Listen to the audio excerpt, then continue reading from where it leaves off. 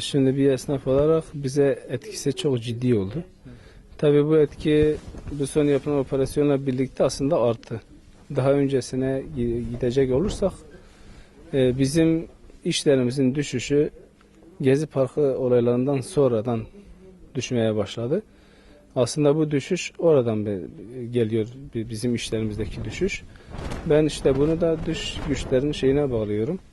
Çünkü gerçekten istikrarı bir ülke istemiyorlar. Türkiye'nin ilerlemesini istemiyorlar. Tabii bunun sancısını da acısını da halk çekiyor, bizler çekiyoruz. Şöyle söyleyeyim, en son darbeyle, yani daha doğrusu yaptıkları bu şeyle birlikte bizim işlerimizde çok ciddi düşüşler oldu. Dolar yükseldi, altın yükseldi, gerçi yine inişe inmiş. Euro yükseldi. Bunlar bizim için aslında çok puan kaybettiren şeyler. Çünkü şu anda doların yükselmesiyle birlikte bizim Urfa'da pasaj esnafı var. Pasaj esnafının işi başka şeylere göre aslında yükseliyor anlamına geliyor ama tam tersine düşüyor. Çünkü dolar yükselince esnaf gidip alışveriş yapmıyor. Gidip malzeme almıyor. Dolayısıyla o mal bir müddet bu şekilde ellerinde kalıyor. Bu da işte ciddi bir şekilde bizi de etkiliyor. Dolar yükselince bu sefer biz de alışveriş yapamıyoruz. Şu anda alışverişleri durdurmuşuz. Alımları yapmıyoruz. Doların yükselmesinden dolayı. Yani ciddi bir dengesizlik var zaten. Kur bir yükseliyor bir düşüyor. Açıkçası şöyle söyleyeyim, dış güçler Türkiye'nin istikrarlı bir şekilde devam etmesini istemiyorlar. Bunun zararını da biz çekiyoruz. Allah iyi etsin diyelim. Allah onları ıslah etsin diyelim. Müslümanların bu konuda aslında birleşmesi lazım. Hepimiz de biliyoruz ki bu dış güçler tek bu ülkenin ilerlemesini istemeyip bir de Müslümanların da ilerlemesini istemiyorlar. Hepimizin bu noktada birleşmesi lazım. Bir güç haline gelmemiz lazım. Birbirimizi eleştirmeden, birbirimize destek vererek bir şekilde bu şeyin önüne geçmemiz lazım diye düşünüyorum.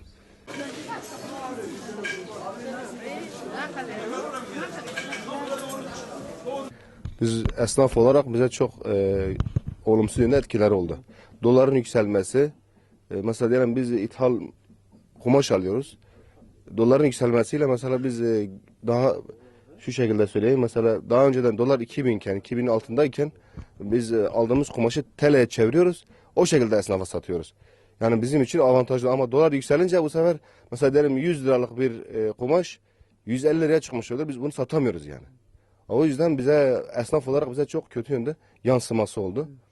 Yani bilmiyorum, yani artık bu olayların Türkiye'nin genel anlamda ekonomisine büyük bir zararların olduğunu biz duymuşuz yani. 104 milyar kadar bir Türkiye ekonomisine yansıması var. Yani Türkiye'nin çok 104 milyar dolar kadar kaybı olmuştur.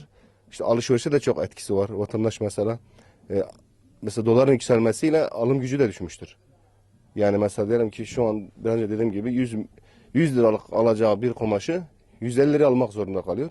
O yüzden çok kötü yönde mesela esnafa yansımıştır. Vallahi son olayların etkisi bayağı oldu. Yani insanların yani bir nevi alışverişten çekildiler, efendime söyleyeyim. Mesela biz kumaş işi yapıyoruz. Dolar bazında ticaretimiz olduğu için yani bayağı durdu işimiz yani. Evet. Örnek vereyim, 50 milyonluk ürün 60 milyona çıktı. Bu tür şeyleri fazla oldu yani. Etki oldu, biraz zararı oldu tabii. Biraz çalkalantı oldu mu insan ister istemez müşteri çekinme oluyor. Ondan zararımız oldu tabii. Müşteri kimse hoş karşılamıyor tabii. Herkes nefret ediyor. Yapanlardan Allah razı olmasın. Ondan sonra bütün milletin hak ve hukukunu yediler. Abi şu anda bizi çok etkiledi. Doların yükselmesi bize çok zararı var. Doların düşmesi, ben bir emlakçı olarak şu anda bir arkadaşıma arsa lazım. Altını var, altını bozamıyor. Bir hafta 10 gündür gidip geliyorum. Altın düşüklüğünden dolayı adam altını bozup da bir arsa alamıyor. Dolar yükselmiş, şimdi kumaşın metresi kaç para olmuş?